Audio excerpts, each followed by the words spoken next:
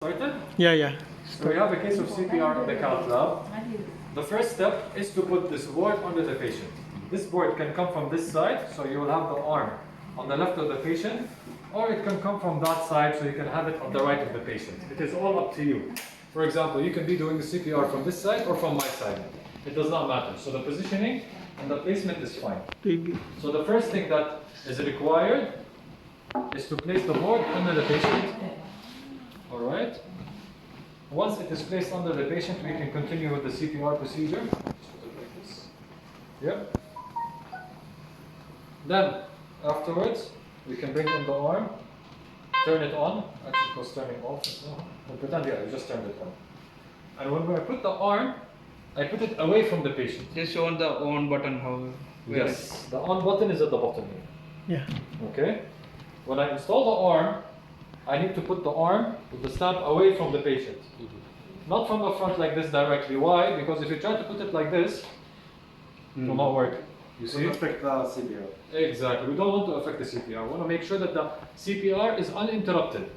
So we come in like that. Okay. And all I have to do is put this in the hole. Very easy. Once it is locked, this is the pushing mechanism to open the lock. This lock is very strong. Don't worry about it. Push it hard. I want you to focus on the patient, not on the machine.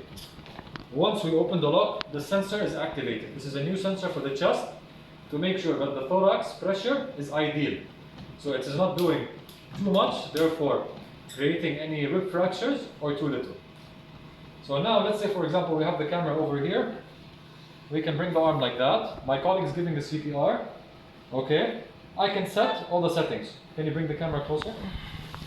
While my colleague is giving the CPR, I can set the depth, I can set the rate, I can set the mode. Let's say, for example, I want to put the depth at 5 centimeters and the rate at 110. Now it's set up at what I want. And while my colleague is giving the CPR, all I have to do is just come in like this, tell him hands off partner.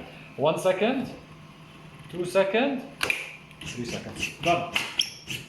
So realistically, the only hands off time that you will have is that 3 seconds.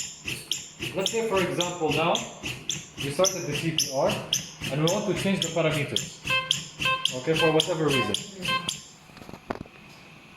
First of all, we have the mode, it's 30 to 2. We need to move it to continuous. So we can change it here, 30 to 2, continuous, or 15 to 2. Now it's at continuous. Let's say, for example, now we want to increase the depth.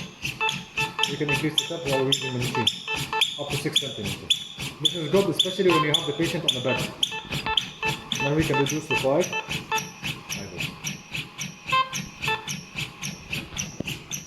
And you will see that you have so much access around the patient.